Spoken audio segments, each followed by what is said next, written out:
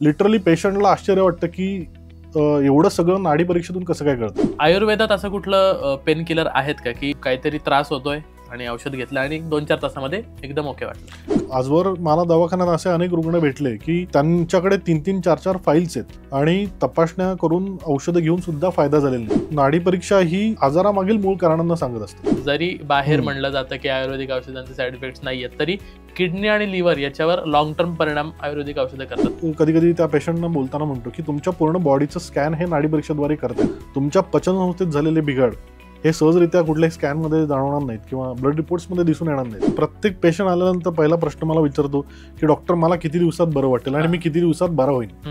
आयुर्वेदिक अशी कुठली औषधं आहेत की जी प्रत्येक घरामध्ये असायलाच हवी?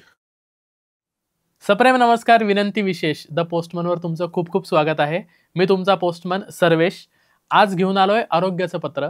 मित्रांनो, आरोग्याचं पत्र हा एक विशेष सेगमेंट आपण द पोस्टमनवर सुरू करतोय. याचा उद्देश असा आहे की आरोग्यविषयक गप्पांमधून तुमच्यापर्यंत नॉलेज पोहोचलं पाहिजे. तर आजचं पत्र लिहिलं आहे डॉक्टर विश्वास घाटगे यांनी. घाटगे सर आयुर्वेदाचार्य आहेत आणि नाडी परीक्षण हे त्यांचं विशेष स्किल आहे. तर नाडी परीक्षण या संदर्भात प्लस आयुर्वेद आपल्या आयुष्यात रोज का बरं असलं पाहिजे या संदर्भात त्यांनी गोष्टी पत्रामध्ये नमूद केल्यात. तर ही चर्चा शेवटपर्यंत नक्की बघा आणि पोस्टमनला सबस्क्राईब करायला विसरू नका आणि बेल आयकॉन दाबाच, कारण पत्रपेटीत पत्र पडलं की सगळ्यात आधी नोटिफिकेशन तुम्हाला येईल. आणि सगळ्यात महत्त्वाचं, मी घातलेले कपडे जर तुम्हाला आवडले असतील तर आमचे वॉर्डरोब पार्टनर आहेत जनता खादी भांडार, की जे लक्ष्मी रोडला पुण्याला त्यांचं दुकान आहे. अनेक दशकांपासून त्यांचं ते दुकान आहे आणि पॅशन म्हणून ते हा व्यवसाय चालवतात. खूप छान छान कपडे त्यांच्याकडे आहेत आणि एक देशसेवाच म्हणू शकता तुम्ही त्या माध्यमातून ते करतात. तर नक्की त्यांना भेट द्या. त्यांच्या सगळ्या लिंक्स आम्ही आमच्या डिस्क्रिप्शनमध्ये टाकतोय. तर पत्राला सुरुवात करूया, चला.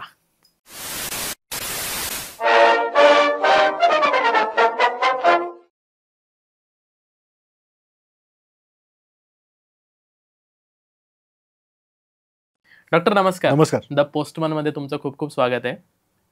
हा एक नवीन सेगमेंट आपण सुरू केला, आरोग्याचं पत्र. आणि पहिलं पत्र तुम्हालाच लिहायचं आहे आपल्या प्रेक्षकांसाठी. आणि मी आता इंट्रोमध्ये ओळख करून देताना सांगितलं की डॉक्टर आयुर्वेदाचार्य आहेतच, प्लस नाडी परीक्षण हा त्यांचा विशेष काय म्हणतो आपण एक्सपर्टीज आहे. बरोबर. त्यापासूनच सुरुवात करू आपण, कारण अनेकांना ना आजच्या काळामध्ये माहितीच नाही नाडी परीक्षण आहे काय. कारण निदान करण्याची अनेक बाकीच्या ज्या पद्धती आल्यात, म्हणजे एक्सरे असेल, ब्लड टेस्ट असेल, त्या याच्यात अनेकांना विश्वास पण बसत नाही की समोरचा माणूस फक्त आपला हात हातात घेतोय, नाडी चेक करतोय आणि काय झालंय सांगतोय. राईट. तर म्हणून नाडी परीक्षण हा विषय मला घेणं महत्वाचं वाटतंय. त्यामुळे नाडी परीक्षण म्हणजे त्याची एकदम साध्या शब्दामध्ये व्याख्या काय असेल आणि नक्की साध्या शब्दात कळेल सगळ्यांना, असे मला अपेक्षित आहे उत्तर तुमच्या. नक्कीच नक्कीच. म्हणजे श्रोत्यांना मी सांगू इच्छितो की नाडी परीक्षेचं कुतूहल सगळ्यांना असतंच, पण नाडी परीक्षा आपण कदाचित पाहिली पण असेल की एखादा वैद्य तुमच्या हाताची नाडी बघतो, उजव्या किंवा डाव्या, आणि तुम्हाला काय आजार झालेला आहे, तुमच्या आजारामागील कारणं काय आहेत हे सगळं समजावून सांगतो. तर याच्या मागची शास्त्रीय बाजू काय ही आपण खरं तर आत्ता डिस्कस करणं गरजेचं आहे. तर सर्वप्रथम नाडी परीक्षा हे आयुर्वेदाचं एक वैशिष्ट्य आहे. रादर मी म्हणेन की आयुर्वेदाच्या डायग्नोस्टिक प्रोसिजरमधील एकमेव घटक असा आहे की जो बाकी कुठल्याच पॅथीमध्ये किंवा कुठेही सांगितला गेलेला नाही आहे. तुम्हाला आपल्या श्रोत्यांना आणि तुम्हाला सांगू इच्छितो की आयुर्वेद याचा अर्थच होतो की आयुष्याचा वेद, आयुष्य कसं जगावं याच्याविषयी याच्यामध्ये सगळी संकल्पना मांडलेली आहे. आणि त्यामध्ये एक मोठा भाग येतो म्हणजे व्याधी. तर कोणत्याही व्याधीला डिस्कस करत असताना किंवा त्याचं डायग्नोसिस करत असताना आयुर्वेदाने स्वतःची एक युनिक डायग्नोस्टिक प्रोसिजर त्यामध्ये वर्णन केलेली आहे, ज्याला आपण निदान पद्धती म्हणतो. आणि त्याच्यामध्ये प्रामुख्याने रुग्ण परीक्षा आणि रोग परीक्षा असे 2 प्रकार केलेले आहेत. त्यामध्ये रुग्ण म्हणजे जो कोणी पेशंट आहे त्याला तपासण्यासाठी अष्टविध परीक्षा सांगितल्यात. त्यामध्ये नाडी, मलमूत्र, जिव्हा, शब्द, दृक, स्पर्श, आकृती यांचा उल्लेख आहे. त्यातलं पहिलं आहे नाडी. तर तुम्ही नाडीच्या संदर्भात जो काही ग्रंथामध्ये उल्लेख आहे त्यामध्ये पुरुषांच्या उजव्या आणि स्त्रियांच्या डाव्या हाताची नाडी पाहिली जाते. स्पेसिफिकली बोलायचं झालं तर रेडियल आर्टरी पल्स पाहिली जाते, ज्याच्यामध्ये अंगठ्याच्या बाजूची जी काही आपले आर्टरी आहे त्याची स्पंदनं पाहिली जातात. आणि वैद्य त्याच्या तर्जनी, मध्यमा आणि अनामिका या 3 बोटांनी त्या नाडीची स्पंदनं पाहत असतो. आता या ठिकाणी काय होत असतं की वैद्य काय पाहतो हे समजून घेणं गरजेचं आहे की याच्यामध्ये त्या नाडीची पहिली गती, स्पंदनं किंवा लयबद्धता याचा विचार केला जातो आणि त्याचबरोबर त्याचा स्पर्श, उष्ण स्पर्श आहे किंवा मंद स्पर्श आहे याचा विचार केला जातो. पण फक्त नाडीला बोट लावून कसं कळतं की समोरच्याची प्रकृती काय किंवा त्याच्या शरीरात आता काय सुरू आहे? बरोबर आहे. ह्याच्यामध्ये जेव्हा बोटांनी आपण स्पर्श करतो नाडीला, तेव्हा नाडीची जी काही स्पंदनं आहेत ती आपण जाणून घेतो, वैद्य जाणून घेत असतो. याच्यामध्ये ग्रंथामध्ये जो काही उल्लेख आहे की जेव्हा वातप्राधान्य असतं तेव्हा त्याची सर्पगती असते, पित्त असेल तेव्हा त्याची मंडूक गती असते आणि कफ असेल तेव्हा हंस गती असते. तर त्या तुम्ही बघता की मंडूक म्हणजे बेडूक कसं पटपट उड्या मारत जातो तसं ठोके तुम्हाला जाणवतात, किंवा हंस म्हणजे थोडं सावकाश हालचाल करणारा प्राणी आहे, तसं तुम्हाला त्या गतीमध्ये बदल दिसून येतात. तर खरं तर आणि या ठिकाणी नाडी परीक्षेनुसार निदान करत असताना शरीर क्रियेचा आणि शरीर रचनेचा पूर्ण अभ्यासही तितकंच गरजेचा असतो, कारण याच्या ठिकाणी वातपित्त कफ या त्रयदोषांच्या बाबतीमध्ये त्याचे काही उपप्रकार सांगितलेले आहेत आणि त्याच्या अनुषंगाने जर काही स्पंदनं तुम्हाला नाडीमध्ये जाणवत असतील तर त्यातून एक युनिक निदान करायला खरं तर फार सोपं पडतं. पण जेव्हा तुम्ही समोरच्याचा हात हातात घेऊन ती नाडी चेक करता तर बरोबर कसं ठरतं की नाडीची कुठली गती असल्यावर याला काय झालंय? बेसिकली हे पूर्णपणे अनुभव सिद्ध असं हे शास्त्र आहे.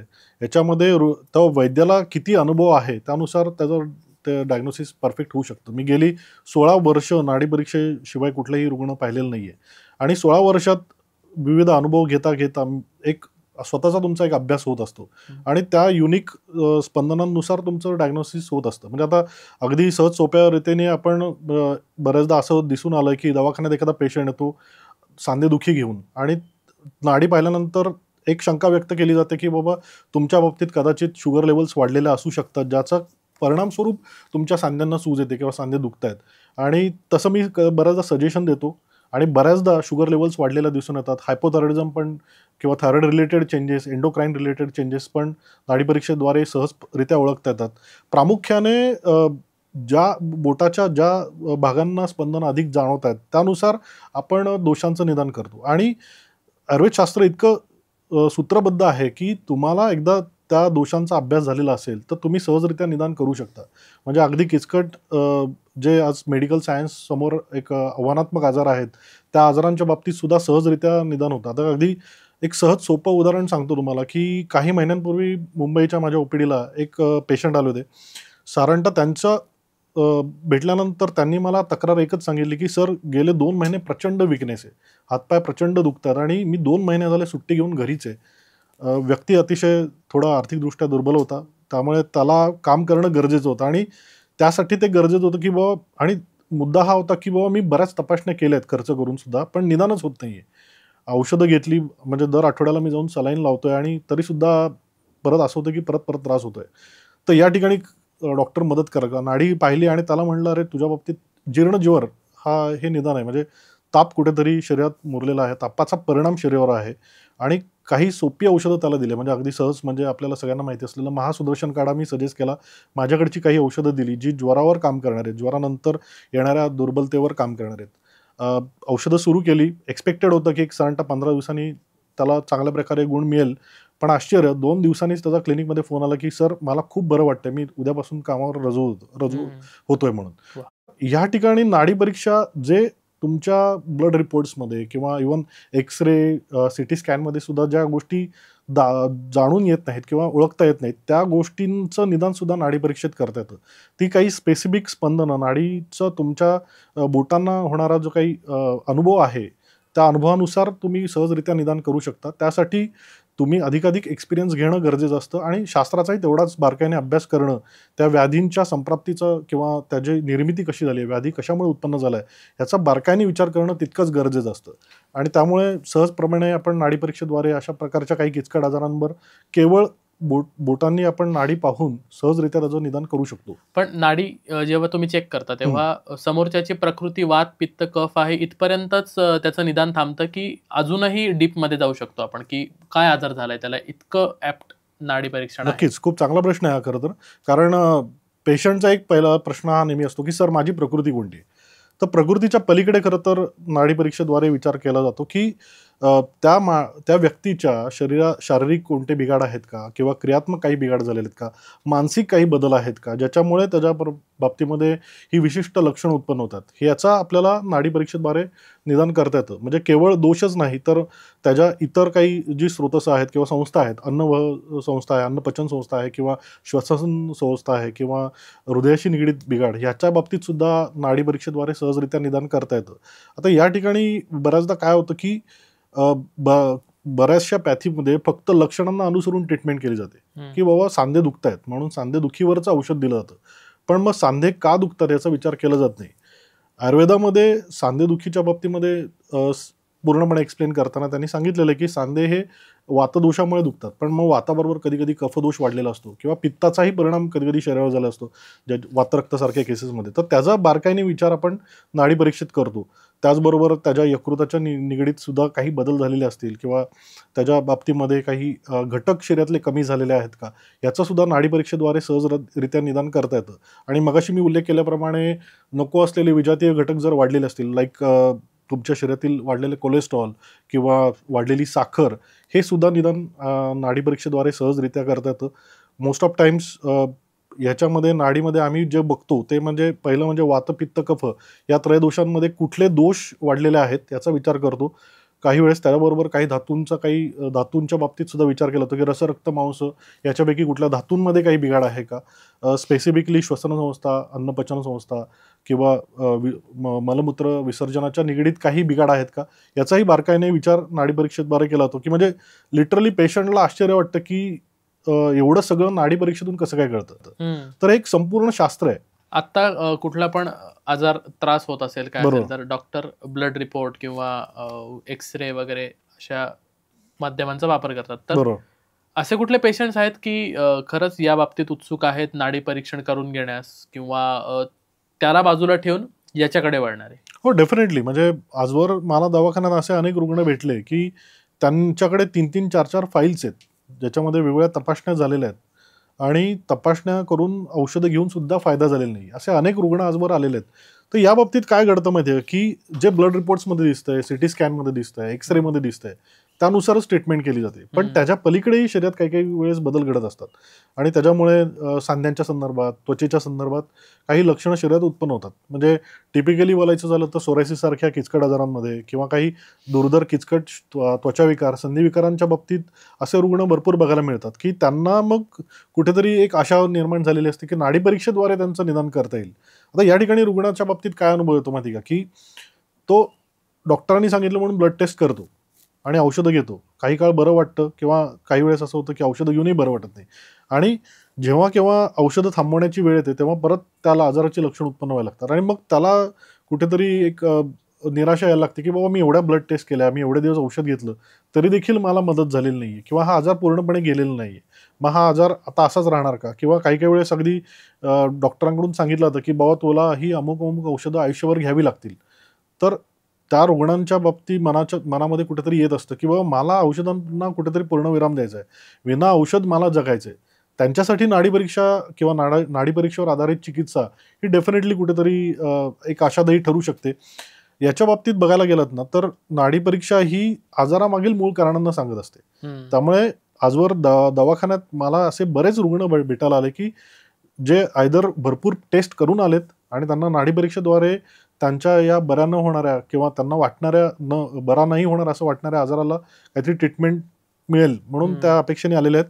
किंवा काही रुग्ण असे सुद्धा आहेत उत्साही की बाबा ब्लड टेस्ट किंवा आम्हाला आता काही इतर औषधं घ्यायची नाहीत, आम्हाला आयुर्वेदिक औषधच घ्यायची आहेत, तर नाडी परीक्षेद्वारे आधारही आम्ही काही जर तुम्ही निदान करून आम्हाला ट्रीटमेंट केली तर त्यांनी मदत होऊ शकेल. आणि ॲब्सोल्युटली मदत झालेली आहे. म्हणजे काही काही रुग्णांच्या बाबतीत अनुभव आलेला आहे की त्यांनी त्यांचा सिटी स्कॅन रिपोर्ट आणलेला असतो, मणक्याचा आजार आहे हे त्यांनी सांगितलेलं असतं, पण नाडी बघून जेव्हा मी उल्लेख करतो की बाबा तुमच्या मान, पाठ आणि कंबर याच्याशी निगडीत मणक्यांमध्ये बिघाड दिसतोय, त्यात स्पेसिफिकली झीज झाली आहे काही, तर त्या रुग्णांनाही आश्चर्य वाटतं की हे नाडी परीक्षेद्वारे ओळखता येतं का. तर याच्या मागे कारण असं आहे की जेव्हा जेव्हा वातवृद्धी होते तेव्हा तेव्हा अस्थिधातू क्षय होतो, हाडांचा झीज होते, तर ते सहजरित्या निदान आपल्याला नाडी परीक्षेद्वारे करता येतं की बाबा ह्या रुग्णामध्ये वातदोष वाढलेला आहे आणि वाताचा काही स्पेसिफिक स्पंदनानुसार आपण मणक्याकडे होणारा परिणाम हा ओळखून घेऊ शकतो. आणि त्याप्रमाणे जेव्हा निदान करतो तेव्हा पेशंटही आनंदी होतो की बाबा कुठेतरी योग्य निदान होत आहे. ॲज वेल ॲज काही काही वेळेस असं होतं की पेशंटला सांधे अवघडत असतात आणि सांध्यांना सूज आलेली असते, तेव्हा निदान केल्यानंतर जेव्हा नाडी परीक्षा बघतो आपण, नाडी परीक्षा करतो, तेव्हा विशेष करून जाणवतं की ह्या व्यक्तीच्या पचनसंस्थेत बदल आहेत ज्याच्यामुळे शरीरात सामावस्था किंवा क्लेद निर्माण झालेला आहे आणि त्याच्यामुळे सांधे अवघडत आहेत. आणि हे त्याला जेव्हा आम्ही एक्सप्लेन करतो तेव्हा तोही कुठेतरी त्यालाही एक आशा वाटते की बाबा येस, डॉक्टरांनी कुठेतरी योग्य निदान केलंय. कारण त्याला सांधे दुखणी बरोबर इतर जी लक्षणं जाणवली असतात ती त्यांनी सांगितलेली नसतात, पण ती ओळखली जातात, त्याच्याविषयी चर्चा केली जाते आणि कुठेतरी होलिस्टिक अप्रोच ठेवला जातो की बाबा तुमच्या इतर काही संस्थेमध्ये काही बिघाड आहे का, शरीरात काही इतर बिघाड आहेत का, कोणते दोष वाढलेले आहेत का, आणि त्याच्यामुळे हा सांधेदुखीसारखा त्रास उत्पन्न झालेला आहे का, किंवा त्वचाविकार उत्पन्न झालेला आहे का, किंवा इतर काही किचकट आजार उत्पन्न आलेत का, याचा बारकाईने विचार केला जातो. आणि या सगळ्याच्या मागे मूळ फक्त नाडी परीक्षा असते. कारण रुग्णांनी सांगू अथवा न सांगू त्या शरीरातले बिघाड हे फक्त नाडी परीक्षेद्वारे सहजरित्या ओळखता येतात. आणि असेही काही रुग्ण असतात की बाबा डॉक्टर आता तुम्हीच सांगा माझ्या नाडी परीक्षा करून की मला काय होतंय. ॲब्सोल्युटली त्यांच्या बाबतीत मदत करता येते. म्हणजे रादर पूर्ण मी त्यांना कधी कधी त्या पेशंटना बोलताना म्हणतो की तुमच्या पूर्ण बॉडीचं स्कॅन हे नाडी परीक्षेद्वारे करता येतं, की शरीरात काय कुठे घडतंय, कशामुळे हा आजार उत्पन्न होतोय याच्याविषयी बारकाईने नेहमी चर्चा होते. म्हणजे अगदी एक पुसटचं उदाहरण देतो तुम्हाला की माझ्याकडे साधारणतः 2 वर्षापूर्वी सहकारनगर म्हणून एक बाई आमच्या बिवडीच्या क्लिनिकमध्ये भेटायला आल्या. वयस्कर होत्या, 60-62 वर्षाच्या, आणि त्यांनी मला त्यांचे पाय दाखवले. तर पायावर 2 मोठे स्किन पॅचेस होते. त्या म्हणले की डॉक्टर मला जवळपास 25 वर्ष हा आजार आहे आणि मी पुण्यातले सर्व नामवंत त्वचाविकार तज्ज्ञ ना भेटून आले, इवन काही आयुर्वेदिक डॉक्टरनाही भेटले, आणि खरंच त्यांनी माझ्या काही 1-2 सरांची नावंही घेतली. आणि मनात जाणवलं की अरे तर ह्यांनी एवढ्या ट्रीटमेंट्स घेतल्या आहेत, हे नक्कीच एक चॅलेंजिंग केस असू शकते. त्यांची नाडी परीक्षा केली आणि नाडी परीक्षेद्वारे मला स्पष्ट एक अंदाज आला की ह्या बाईंच्या कुठेतरी मानसिक ताण आहे आणि त्या मानसिक ताणाचा परिणाम सुद्धा या त्वचेच्या संदर्भात किंवा त्वचा विकाराच्या संदर्भात दिसून येतोय. आणि त्यांच्याशी बोलताना मी थोडंसं त्याचाही उल्लेख केला की म्हणलं काही स्ट्रेस असतो का वगैरे. तर त्यांच्या बाबतीमध्ये त्यांचे हजबंड काही दिवसांपूर्वी गेले आणि त्यानंतर त्यांना अजिबात झोपच लागत नव्हती, खूप विचार येत होते आणि त्या थोड्या डिप्रेस्ड होत्या. तर त्यांना मग ट्रीटमेंट करत असताना त्वचेच्या संदर्भात काही जी काही आयुर्वेदातली जी काही ट्रीटमेंट आहे तीही दिली आणि विशेष करून मनावर काम करणारी काही औषधं दिली, शांत झोप लागायला मदत करणारी काही औषधांचा विचार करून दिलं आणि एक्सलंट रिझल्ट मिळाला. माझ्या मते साधारणतः 2.5-3 महिन्यामध्ये पाय बरेचसे क्लिअर झाले होते आणि ते आता आजवरही नीट आहेत. तर हा उल्लेख हा करण्यामागे कारणच आहे की नाडी परीक्षा तुमच्या लक्षणांमागे नक्की मूळ कारण काय याचा विचार करण्यासाठी मदत करते. कदाचित एक्सरे आणि ब्लड रिपोर्ट मध्ये त्यांच्या मानसिक स्थितीचा ऑब्व्हियसली तो नाहीच होत. आणि बघायला गेलात ना तर मॉडर्न सायन्समध्ये जे दिसतं त्यालाच अनुसरून ट्रीटमेंट केली जाते, पण जे शरीरात घडतंय ते तुम्हाला नाडी परीक्षेद्वारेच ओळखता येतं, जे कुठल्याही काही वेळेस ब्लड टेस्टमध्ये किंवा कोणत्याही स्कॅनमध्ये दिसत नाही. म्हणजे फॉर एक्झाम्पल तुमच्या पचनसंस्थेत झालेले बिघाड हे सहजरित्या कुठल्याही स्कॅनमध्ये जाणवणार नाहीत किंवा ब्लड रिपोर्ट्समध्ये दिसून येणार नाहीत. सोरायसिसचे अनेक रुग्ण आज माझ्या वेगवेगळ्या क्लिनिक्समध्ये येत असतात आणि ते बऱ्याचदा ब्लड रिपोर्ट्सही करून आले असतात किंवा त्यांच्याकडून विचारलं होतं की सर आम्ही काही ब्लड रिपोर्ट करू का. जर अशा रुग्णांनी ब्लड रिपोर्ट्स केले तर फार काही त्यांच्या ब्लड रिपोर्ट्समध्ये दिसत नसतं, पण आजार तर असतो ना, तो त्यांच्या शरीरात झालेल्या बदलांशी निगडीतच असतो आणि ते बदल केवळ आणि केवळ नाडी परीक्षेद्वारे ओळखता येतात. आणि त्या अनुषंगाने जेव्हा ट्रीटमेंट करतो तेव्हा अगदी जुनाट किचकट असे त्वचाविकार सहजरित्या बऱ्या होताना दिसून येतात.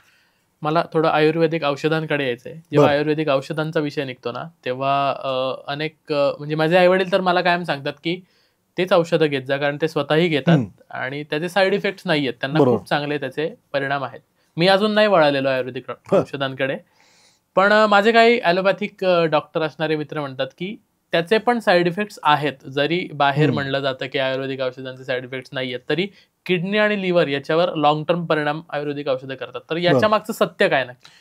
डेफिनेटली हा खूप चांगला प्रश्न आहे आणि हा मोस्ट ऑफ टाइम्स सगळ्या वैद्यांना अनुभव आलेला असेल की त्यांच्या रुग्णांच्या बाबतीमध्ये जर त्या रुग्णांनी आयुर्वेदिक औषधं घेत असताना जर काही कारणास्तव काही ॲलोपॅथिक डॉक्टरांना ते भेटले किंवा त्यांनी त्याच्या बाबतीत काही विचारणा केली तर डायरेक्टली सांगितलं जातं की ही औषधं बंद करा म्हणून. किंवा ह्या आयुर्वेदिक औषधं ही उष्ण असतात, ह्या आयुर्वेदिक औषधांनी किडनी खराब होईल, या आयुर्वेदिक औषधांनी तुमच्या लिव्हरवर परिणाम होईल, असंच सांगितलं जातं. पण ते पूर्ण सत्य नाहीये किंवा पूर्ण सत्य नाही असंही म्हणता येईल. सर्वप्रथम असं आहे की आयुर्वेदीय औषधं जर तुमच्या प्रकृतीचं निदान आणि तुमच्या शारीरिक बिघाडांचा विचार करून जर केलं तर त्यांनी काही साईड इफेक्ट होण्याचं कारणच नाहीये, कारण तुमच्या प्रकृतीला अनुसरून ते दिलं जाईल.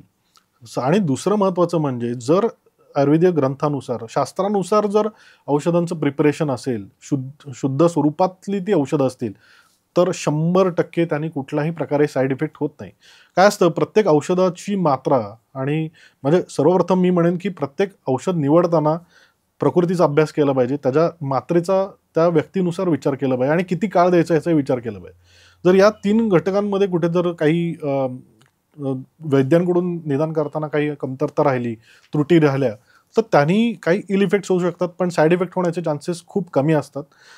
सेकंडली असं आहे की अनुभव असाच आहे की बऱ्याचदा हे लोक रुग्णसुद्धा आम्हाला विचारतात की सर ह्या औषधांनी कधी काही गरम पडणार तर नाहीत ना, म्हणून हाही एक बऱ्याचदा गैरसमज आहे. तर आयुर्वेदिक औषधं उष्ण असतात असं काही नाहीये. प्रत्येक औषधाचे उष्ण शीत असे गुणधर्म असतातच. म्हणजे तुम्ही बघा की माझ्याकडे बऱ्याचदा गुडघेदुखी, कंबरदुखी किंवा असं ह्या अशा तक्रारी घेऊन वयस्कर पेशंट येतात. त्यांना मी नेहमी उल्लेख करतो की तुम्ही कॅल्शियमच्या गोळ्या घेताय, त्या बराच काळ घेताय, पण आजही गुडघे दुखतात.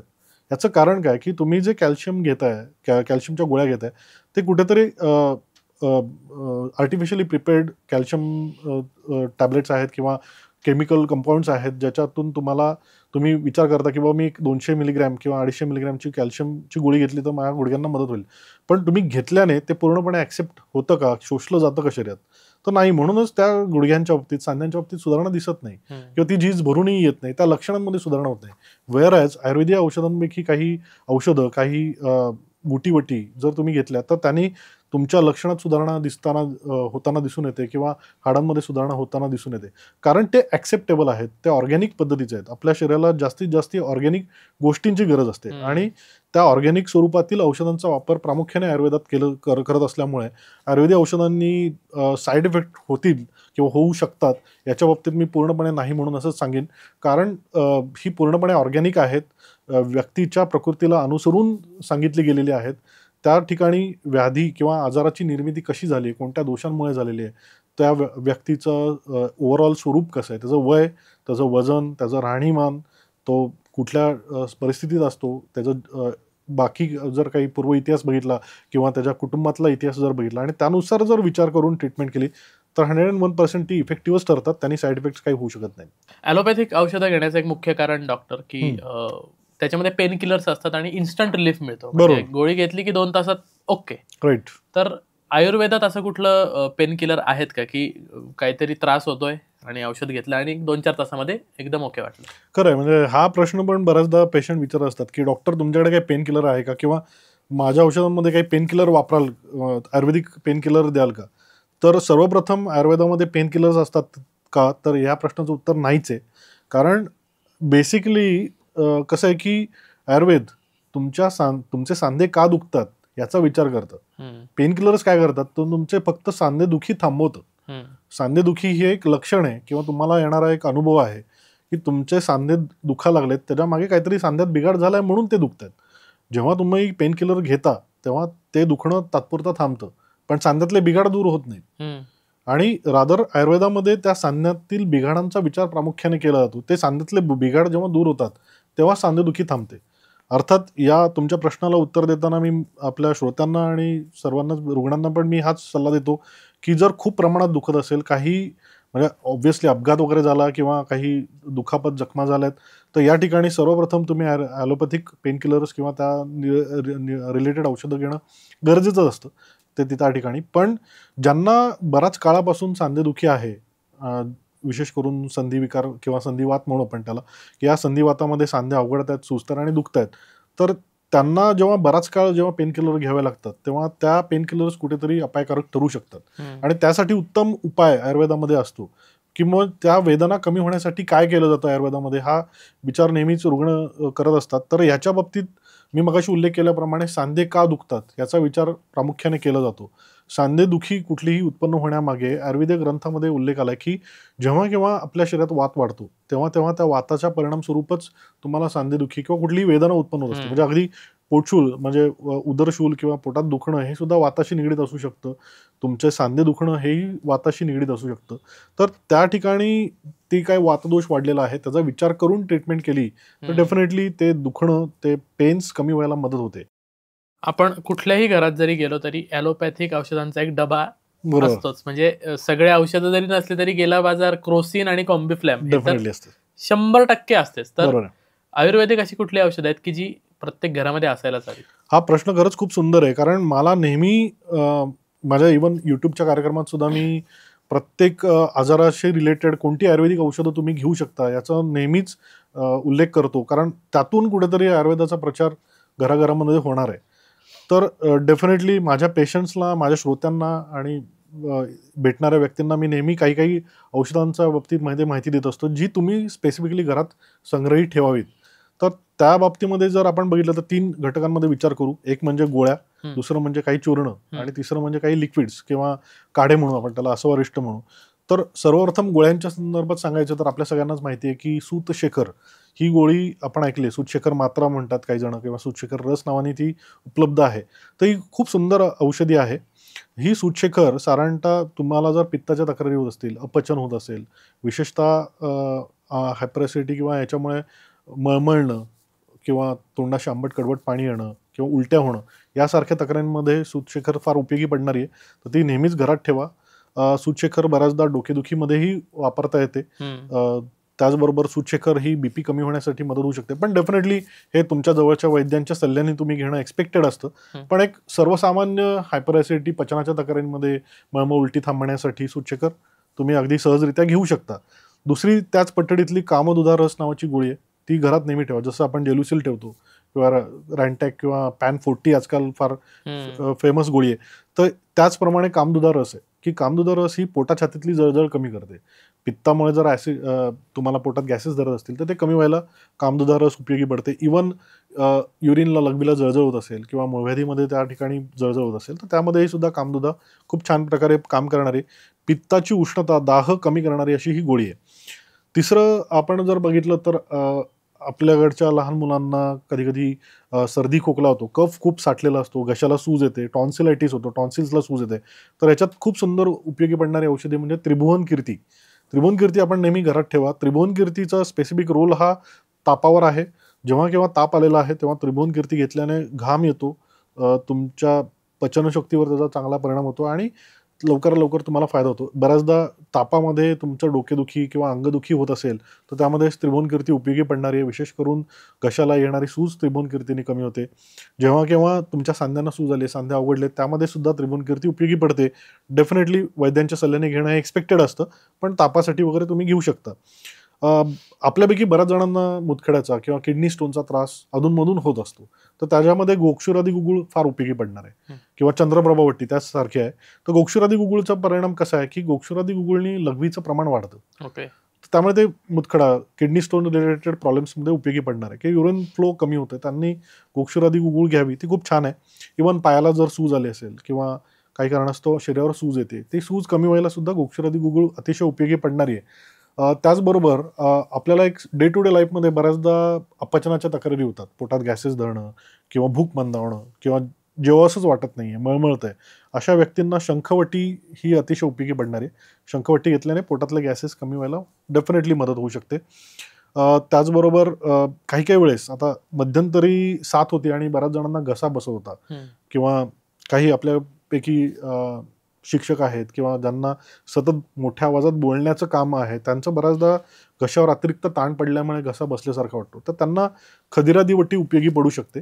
खदिरादी वटीचा अजून एक फायदा म्हणजे ज्यांना वारंवार तोंड येते त्यांच्यासाठी खदिरादी वटी उपयोगी पडणारी आहे. त्यांनी ते घेऊन पाहावी. जर त्यांनीही मदत नाही झाली तर वैद्यांचा सल्ला घ्यावा, डेफिनेटली फायदा होईल. थोडे चूर्णांच्या बाबतीमध्ये सांगेन. चूर्णांमध्ये सीतोपलादी चूर्ण आपल्या घरी नक्की असावं. सीतोपलादी चूर्ण हे विशेष करून सर्दी खोकल्यावर उपयोगी पडणार आहे. पण त्यामध्ये स्पेसिफिकली जर खूप प्रमाणात कफ साठलेला असेल शरीरात की छातीमध्ये कफ जाणवतोय, घशाशी सारखा कफ येतोय, नाकातून कफ वाहतोय, सारखं खोकल्या वाटे कफ येऊ लागलेला आहे, तर अशा व्यक्तींनी सीतोपलादी चूर्ण मधाबरोबर चाटण केलं किंवा तुम्ही पाण्याबरोबर कोमट पाण्यावर जर घेतलं तर फायदा चांगलाच होतो. लहान मुलांना आवर्जून तुम्ही सीतोपलादी चूर्ण सर्दी खोकल्याच्या तक्रारीसाठी देऊ शकता. आजकाल बघताय तुम्ही की लहान मुलांच्या डॉक्टरांकडे गर्दी वाढत चालली. काही जरा जरी ऋतू बदलला, खाण्यात बदल झाला, थंड पाण्याचा काही संपर्क आला तरी त्या मुलांना सर्दी खोकला होतोय आणि त्यासाठी मग वेगवेगळ्या प्रकारची वेगवेगळ्या ब्रँड्सची औषधं दिली जातात. म्हणजे लिटरली काही काही पालक येऊन म्हणतात की सर आता आमच्याकडेच औषधाचं दुकान उत्पन्न तयार झालेले आहे, पण त्यांना सीतोपलादी चूर्णाने एक्सलंट फायदा झालेला आहे. त्यांना वारंवार होणारी सर्दी कमी झालेली आहे, कारण कुठेतरी ना ही औषधं वारंवार घेतल्यामुळे त्या लहान मुलांच्या प्रकृतीवर पण परिणाम होतो. ती लहान मुलं पेल दिसायला लागतात, वजन कमी होतं, तर त्यावर सीतोपलादी चूर्ण हे खूप सुंदर औषध आहे. त्यांनी इम्युनिटी पण चांगली होते आणि कफाचं प्रमाण कमी व्हायला मदत होते. आता याच प्रकारचं एक तालीसादी चूर्ण आहे. ज्यांना कोरडा खोकला येतो किंवा कोरडा खोकल्या ढास लागते त्यांना तालीसादी चूर्ण उपयोगी पडणार आहे. ॲज वेल एज तालीसादी चूर्ण हे पचनाच्या तक्रारींवर पण खूप चांगलं काम करतं. त्याच्यात पोटात गॅसेस धरत आहेत किंवा अवयवासारखा त्रास आहे त्यांनी सीतोपलादी चूर्ण घ्यावं. ह्याच्यामध्ये चूर्णांमध्ये अजून उल्लेख करता येण्यासारखा म्हणजे हिंगवाष्टक चूर्ण आहे. हिंगवाष्टक चूर्ण हे पचनाच्या तक्रारींवर फार चांगलं काम करतं.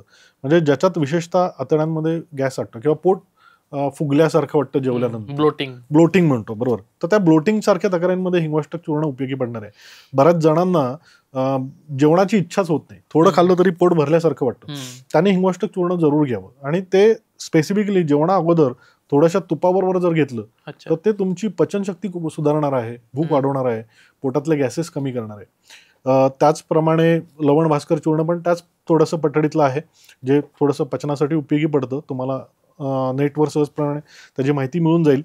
त्याच जोडीला आवळा चूर्ण तुम्ही घरात जरूर ठेवा. आवळा चूर्ण हे कसं की एक तर ते थोडं सौम्य रेचक आहे, पण आवळा चूर्णाचा फायदा कसा आहे माहिती आहे का, की आवळा चूर्ण जर तुम्ही दररोज रात्री झोपताना थोडं कोमट पाण्यावर घेतलं किंवा सकाळी जरी घेतलं तरी ते पित्तशामक सुद्धा आहे. आंबट पदार्थांमध्ये ते आम्ल रसाचं असून सुद्धा पित्तशामक सांगितलेलं आहे, त्यामुळे पित्ताच्या तक्रारींवर ते फार उपयोगी पडणार आहे. सेकंडली ते केसांसाठी खूप चांगलं आहे, ॲज वेल एज तुमच्या डोळ्यांसाठी चांगलं आहे.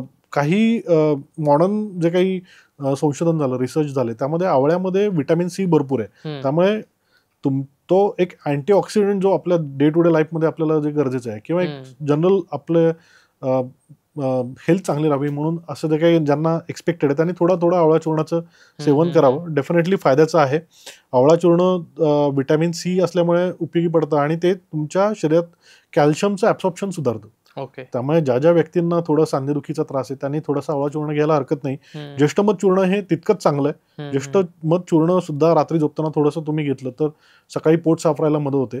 ज्येष्ठमध चूर्ण पित्ताची दाहकता कमी करतं. ज्यांना पोटात छातीत जळजळ होते किंवा कुठेतरी पूर्वी गॅस्ट्रायटिस झालेला आहे किंवा पॅन गॅस्ट्रायटिस म्हणतो आम्ही त्याला, किंवा अल्सर होऊन गेलेला आहे, अल्सरेशन सारखी काही लक्षणं उत्पन्न झालेली आहेत, त्यांच्यामध्ये ज्येष्ठमध चूर्ण हे अतिशय उपयोगी पडणार आहे. साधं ज्येष्ठमध चूर्ण तुम्ही जर तुपाबरोबर सकाळ संध्याकाळ घेतलं तर खूप छान फायदा होणार आहे. कोल्हापूरची माझी एक केस आठवते की त्या एक बाई आल्या होत्या, तर त्यांची इतकी युनिक केस होती की त्या म्हणल्या सर मला कुठलेही मसाल्याचे पदार्थ खाता येत नाही, कारण ते खाल्ले की जिभेपासून अगदी पोटापर्यंत मला आगाग होते, मला काही खाताच येत नाही, हिरवी मिरची नाहीच नाही आणि गरम मसाल्याचे पदार्थ खाल्ले की त्रास होतो. इव्हन म्हणजे त्यांनी आल्याचा चहा जरी पिला तर त्यांना युरिनला जळजळ वगैरे व्हायची. आणि थोडंसं असं नाडी बघून जाणवलं की पित्ताची दाहकता खूप वाढलेली आहे, उष्ण तीक्ष्ण गुणधर्माने पित्तदोष वाढलेला आहे, ज्याचा पचन संस्थेवर परिणाम झाला आहे. म्हणून त्यांना खूप सारी औषधं दिली नाही, कारण त्या स्वतः रिलेक्टेड होत्या की सर मला खूप औषधं नको आहेत. म्हटलं ताई तुम्हाला एक घरगुती उपाय सांगतो, महिनाभर करा आणि मला भेटा येऊन. तर त्यांना मी आवळा हे ज्येष्ठमध चूर्ण सकाळ संध्याकाळ गाईच्या तुपावर घ्यायला सांगितलं. महिन्याभरात त्यांना 70-80% फरक दिसला आणि आजही त्या घेतात आणि अगदी त्यांच्या तक्रारी नाहीशा झालेल्या आहेत. तर ज्येष्ठमध चूर्ण इतकं छान आहे.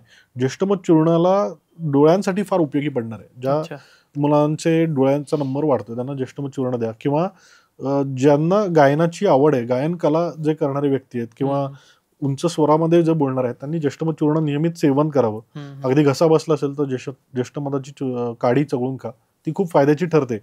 ते नक्कीच ठेवणार आहे. त्रिफळा चूर्ण घरात असावं. त्रिफळा चूर्ण हे असं आहे की ते पोटही साफ राहायला मदत करतं, डोळ्यांसाठी चांगलं आहे, कोलेस्ट्रॉल शुगर लेवल्स कमी करायला उपयोगी पडतं. तर त्या पद्धतीने आता तुम्हाला नेटवर यूट्यूबवर त्याच्या माहिती मिळून जाते, तर त्याप्रमाणे तुम्ही सेवन करू शकता.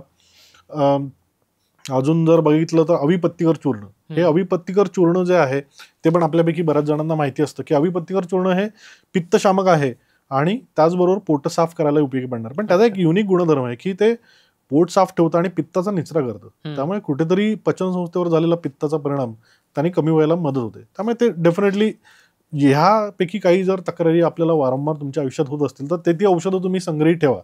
डेफिनेटली त्यासाठी तुम्ही थोडासा माहिती करून घ्या औषधांविषयी. तुमच्या वैद्यांना विचारून तुम्ही जर घेतलं तर ते डेफिनेटली फायद्याचं ठरतं. आणि मी मगाशी म्हणल्याप्रमाणे आता आपण काढे जर बघितले, काढे किंवा काही असवारिष्ट, तर त्यात सर्वात प्रथम माझं एक आवडतं औषध म्हणजे महासुदर्शन काढा. मी अनेक रुग्णांना सांगतो की महासुदर्शन काढा हा असा आहे की तो ज्वरावर उपयोगी पडणार आहे. आणि ज्वरानंतर निर्माण झालेलं जे काही विकनेस आहे, दुर्बलता आहे, काही जणांना अंग दुखत असतं, त्यांच्यासाठी पण एक्सलंटली फायदा करणार आहे. तर महासुदर्शन काढा हा विशेष करून तापावर उपयोगी पडतो, नॉर्मल आलेले कणकण जे असते त्यावर उपयोगी पडतो, विकनेस कमी करतो.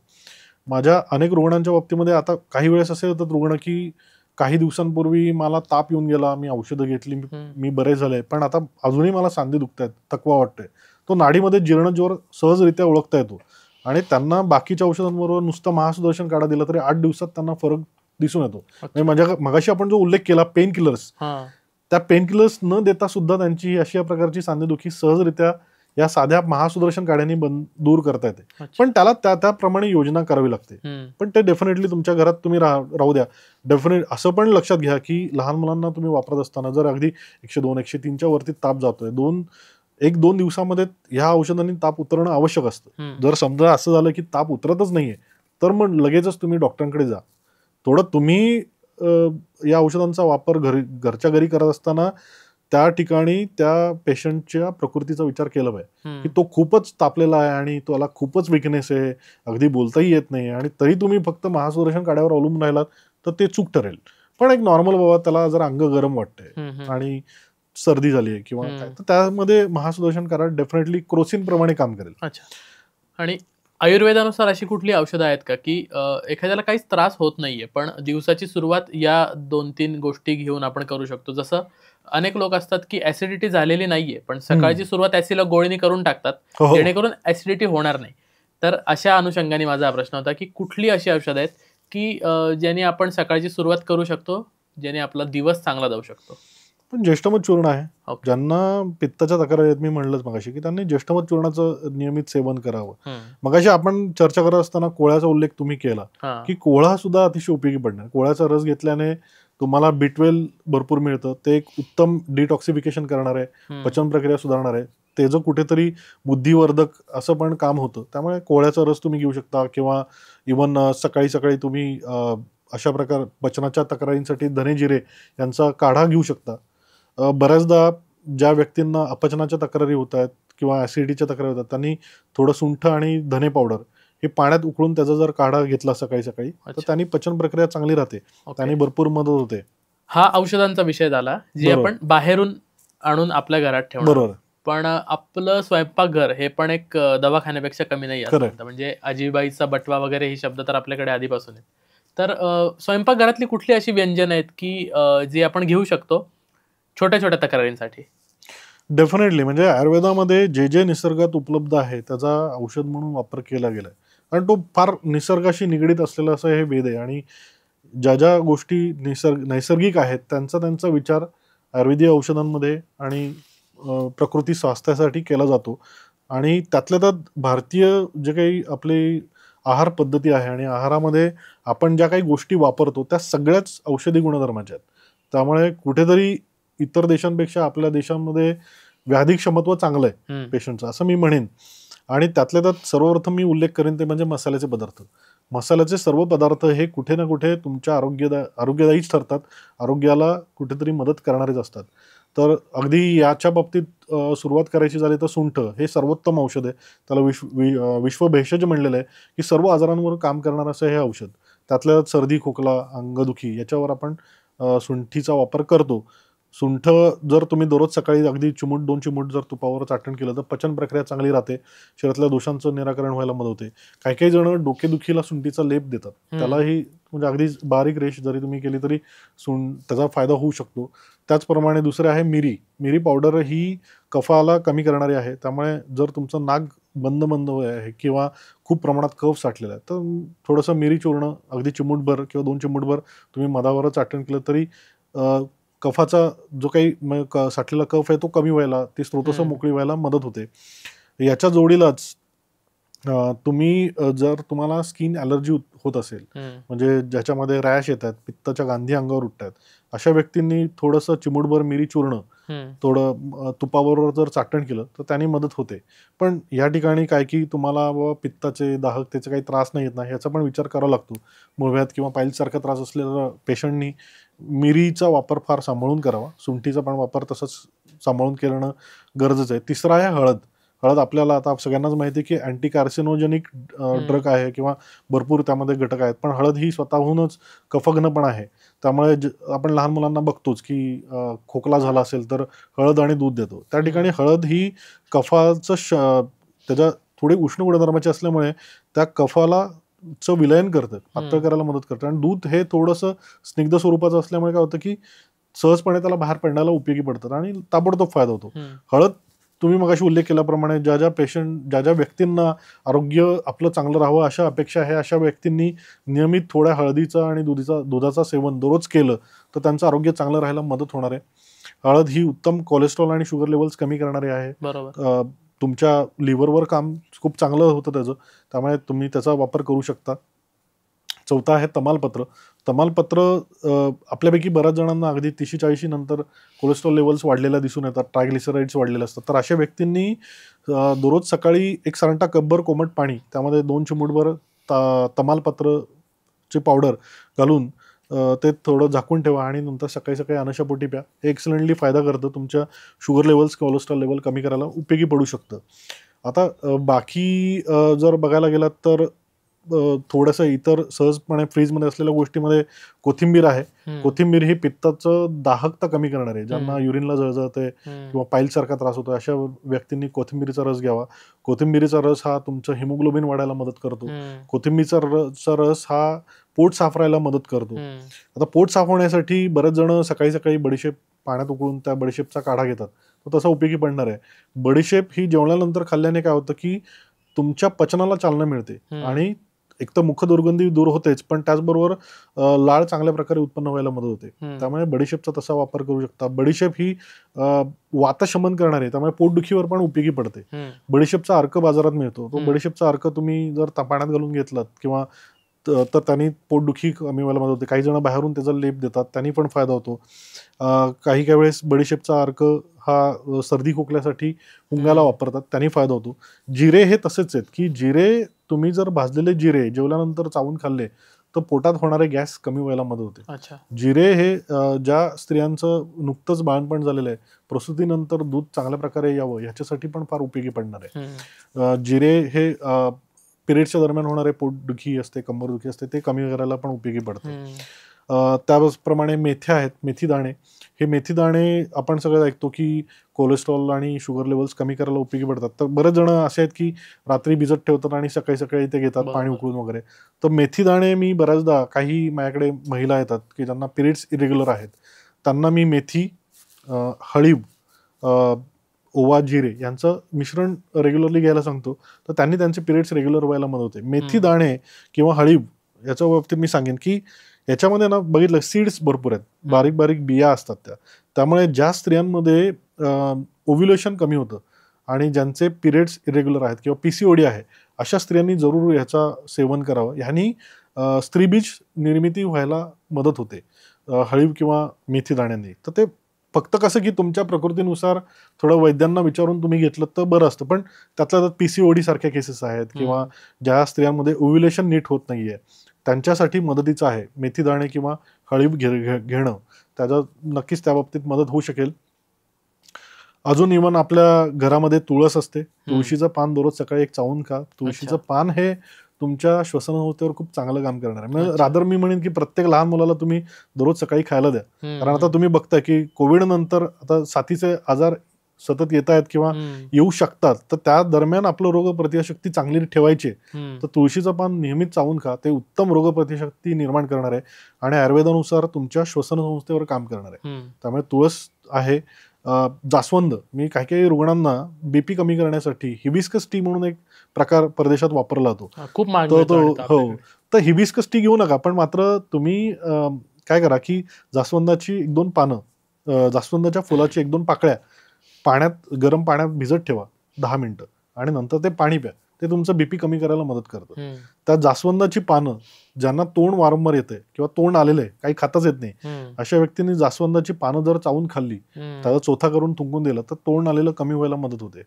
असे अनेक गोष्टी आहेत. म्हणजे आयुर्वेद हा असा आहे की तुम्ही तुमच्या घरी असलेल्या ज्या काही खाद्यपदार्थांचा वापर तुम्ही तुमच्या प्रकृतीनुसार, तुमच्या व्याधीनुसार करू शकतो. म्हणजे आता इव्हन सांगतो की काही काही वेळेस सर्दी खोकल्यासाठी श्रीखंड पण उपयोगी पडतं. श्रीखंडामध्ये थोडीशी सुंठ घालून घेतली तर ते तुम्हाला उपयोगी पडतं. इव्हन आपला वेलदोडा, हा वेलदोडा आपल्याला सगळ्यांना माहिती आहे की तोंडाची दुर्गंधी घालायला दूर पडतो, पण त्याचा उत्तम उपाय हा मूत्र व संस्थेवर होतो. म्हणजे युरिनरी सिस्टीम मध्ये जे काही बिघाड होतात, ज्यांना वारंवार UTI होतो, युरिनरी ट्रॅक इन्फेक्शन होतं, अशा व्यक्तींनी वेलदोडा नियमित चघळून खाल्ला पाहिजे. त्यांना वारंवार होणारे युरिनरी ट्रॅक इन्फेक्शन कमी व्हायला मदत होते. ॲज वेल एज वेलदोड्यामुळे तुमचं डोळ्यांसाठी पण मदत होऊ शकते, पचनासाठी पण मदत होऊ शकते. वेलदोड्यामध्ये इतरही काही चांगले पाचक गुणधर्म आहेत ज्याचा तुम्हाला फायदा होऊ शकतो. वेलदोडा हा मळमळ उलटी कमी करण्यासाठी उपयोगी पडतो. म्हणजे वेलदोड्याचे जे वरचे जे काही आवरण असतात त्याची मशी काही काही वेळेस जर अगदी घरगुती तुम्ही ज्या व्यक्तीला उलट्या सतत होत आहेत असं सांगितलं, तर त्या व्यक्तीला जर चाटण करून दिलं त्याचं, तर डेफिनेटली फायदा होतो. आणि इव्हन आपल्या साळीच्या लाह्या, त्या देखील अतिशय औषधी गुणधर्म युक्त आहेत. उत्तम पित्तशामक आहेत. ज्यांना वजन कमी करायचं त्यांनी त्या साळीच्या लाह्या भूक लागल्यावर खाव्यात, किंवा साळीच्या लाह्याचं पाणी हे उलटी थांबायला किंवा मळमळ थांबायला भरपूर मदतीचं ठरतं. म्हणजे सांगायला गेलं तर खूप अशा गोष्टी आहेत. आणि म्हणजे मी आता तेच हे करत होतो, तुम्ही जे जे पदार्थ सांगताय असा एकही नाही की जो माझ्या घरात नाहीये. बरोबर, हे सगळेच आहे. म्हणजे काही फुलं आणि पानं हे तर गार्डन आपल्या त्याच्यामध्येच असतात. बरोबर आहे. तर म्हणजे निरोगी राहण्यासाठी काय घराच्या बाहेर पडण्याची पण गरज नाहीये काही आणण्यासाठी, इतकं काही याच्यामध्ये. पण त्यामध्ये डेफिनेटली मी हे नमूद करेन की आयुर्वेदावर श्रद्धा असणं गरजेचं आहे. खरंय. कारण आयुर्वेदाकडे बघायला गेलं ना, तर आयुर्वेद हा आपला एक युनिक इंडियन सायन्स, भारतीय शास्त्र आहे, जे जगभराला एक भारताची ओळख करून देणार आहे. पण त्या आयुर्वेदालाच भारतामध्ये तेवढं काही मान्यता किंवा महत्व दिलं जात नाही. आणि मग त्यात सांगितलेले हे जे छोटे उपाय आहेत, छोटे मोठे उपाय आहेत, याच्याकडे कधी कधी दुर्लक्ष केलं जातं. पण जर त्याला अंगीकारलं तर डेफिनेटली तुम्हाला ते आरोग्य टिकवण्यासाठी आणि आरोग्य सुधारण्यासाठी. मला असं वाटतं याच्यामध्ये की आता हे ना बाहेरचे लोक स्वीकारतील, मग ते एक्सपर्ट होतील, मग ते आपल्याकडे येतील आणि मग ते आपल्या लोकांना परत त्या मार्गाला. योगचं तसंच, योगचं जेव्हा योगा झालं तेव्हा आपले लोक. अगदी. पण ना आयुर्वेदिक औषधांची लोकांमध्ये अवेअरनेस नसण्याचं किंवा त्याच्याकडे थोडंसं या दृष्टीने बघण्याचं अजून एक कारण आहे की त्याच्या याला लागणारा वेळ, म्हणजे गुण यायला लागणारा वेळ आणि त्याच्यासोबत पाळावी लागणारी पथ्य. बरोबर. तर आयुर्वेदिक डॉक्टर म्हणून याच्यावर तुमचा काउंटर काय? आयुर्वेदिक डॉक्टर म्हणून मला हा सर्वात जास्त आलेला अनुभव आहे की प्रत्येक पेशंट आल्यानंतर पहिला प्रश्न मला विचारतो की डॉक्टर मला किती दिवसात बरं वाटेल आणि मी किती दिवसात बरा होईन. आणि त्याच्या खालोखाल दुसरा एक अनुभव असा आहे की जर बरा झाला तर मग आता अजून किती दिवस औषध घ्यावं लागेल. म्हणजे पहिला प्रश्न हाच असतो की वा ह्या औषधांनी मला किती लवकर बरं वाटणार हे. तर कारण त्याच्या मनात कुठेतरी शंका असतेच की बाबा आता आयुर्वेदिक कोणाकडून तरी ऐकलेलंही असतं, काही वेळेस पूर्वी अनुभव घेतलेला असतो की 3, 4, 6 महिन्यानंतर कुठेतरी बरं वाटायला लागलं. तर याच्या बागे जर बघायला गेलात ना, तर एक तर सर्वप्रथम हा विचार करणं तितकंच गरजेचं आहे की त्याचा आजार किती जुना आहे. जर आजार तुमचा एक 4-5 वर्षांचा आहे तर डेफिनेटली तो थोडासा वेळ घेणारच आहे. कारण त्या अनुषंगाने तुमच्या शरीरात तेवढे बिघाड झालेले असतात किंवा बदल झालेले असतात आणि दोष संचिती झालेली असते. दोष संचिती ह्याला फार महत्व दिलं जातं आयुर्वेदामध्ये. आणि दुसरं महत्वाचं म्हणजे वैद्य तुमचं डायग्नोसिस किती चांगल्या प्रकारे किंवा निदान किती चांगल्या प्रकारे करतो. आणि मगाशी जो मी काही कार्यक्रमाच्या सुरुवातीला म्हणलं की रुग्ण परीक्षा आणि त्याचबरोबर रोग परीक्षा या दोन्ही गोष्टी महत्वाच्या असतात. आता म्हणजे याचं एक सोपं उदाहरण तुम्हाला माझ्या एका पेशंटच्या संदर्भात सांगतो की कोथरूडवरून एक बाई माझ्याकडे आल्या होत्या, आजी होत्या त्या. अंदाजे त्यांचं वय वर्ष 69 ते 70च्या दरम्यान, आणि त्यांना पायावर जखमा झाल्या होत्या आणि लिटरली त्यातून पाणी येत होतं, आणि हे त्रास गेले 3 वर्ष त्या सहन करत होत्या.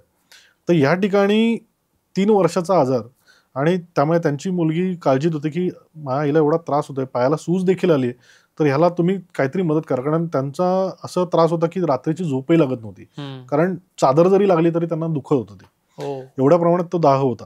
तर बघितलं तर त्या ठिकाणी काय असतं की रोगपरीक्षा, म्हणजे आता वैद्याला कळलं पाहिजे की हे काय नक्की, आणि बघितलं परमेश्वर कृपेने हे पेशंट अगोदरच खूप पाहिले होते. मी सहज सांगितलं की दिस इज सेल्युलायटिस, नथिंग एल्स, आणि नाडी परीक्षा करून जे काही पित्त आणि वाताची जी काही संप्राप्ती नाडीतली होती ते आता पूर्ण एक्सप्लेन नाही करता येणार, पण त्या संप्राप्तीनुसार औषधं दिली, आणि विथ गॉड्स ग्रेस त्यांना 3 आठवड्यात सुंदर सुधारणा झाली.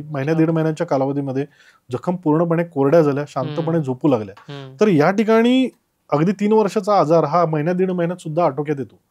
मी मगाशी उल्लेखही केला होता की चिकनगुन्या ज्या व्यक्तीला 6 महिने पेनकिलर्स घ्यावे लागतात, स्टिरॉइड घेण्या इथपर्यंत वेळ आली होती, तो साधारणतः 2 ते 3 आठवड्याच्या कालावधीमध्ये औषधांनी मोकळा झाला, त्याचे सांधे मोकळे झाले, सांध्यांवरची सूज गेली. हे का झालं? तर या ठिकाणी एकतर रोगाचं निदानही करणं गरजेचं आहे, ॲज वेल ॲज त्या पेशंटच्या शरीरात काय बिघाड घडत आहेत हे समजून घेणंही गरजेचं आहे. आणि याला प्रिसाइजली नाडी परीक्षा ही उपयोगी पडते, कारण नाडी परीक्षा तुमच्या शरीरातले बदल, बिघाडचं आकलन करून देते. कोणती औषधं तुम्हाला वापरायची त्याच्याविषयी तुम्हाला ज्ञान करून देते, कारण आयुर्वेद हा औषधांचा महासागर आहे. मग त्यातली कुठली औषधं तुमच्या प्रकृतीला, तुमच्या अवस्थेला उपयोगी पडणार आहेत याचा विचारही नाडी परीक्षेद्वारेच होतो. आणि त्या अनुषंगाने जेव्हा ट्रीटमेंट केले तर डेफिनेटली लवकरात लवकर रिझल्ट मिळायला मदत होऊ शकते, आणि कायमचं बरं व्हायलाही मदत होऊ शकते. आयुर्वेदाबद्दल खूप कुतूहल असतं लोकांना, आणि आयुर्वेदामध्ये आहार आणि याच्याबद्दल खूप जास्त विस्तृतपणे लिहिलेलं आहे. पथ्य आहार जे काय असेल. नॉनव्हेज खाणं आयुर्वेदानुसार योग्य आहे की अयोग्य? हा प्रश्न बऱ्याचदा विचारला जातो, म्हणजे थोडा वेगळ्या पद्धतीने विचारला जातो की सर हे औषध घेत असताना आम्हाला नॉनव्हेज खाता येईल का? तर औषधांचा किंवा आयुर्वेदाचा आणि नॉनव्हेजचा तसा काही एक संबंध नाहीये.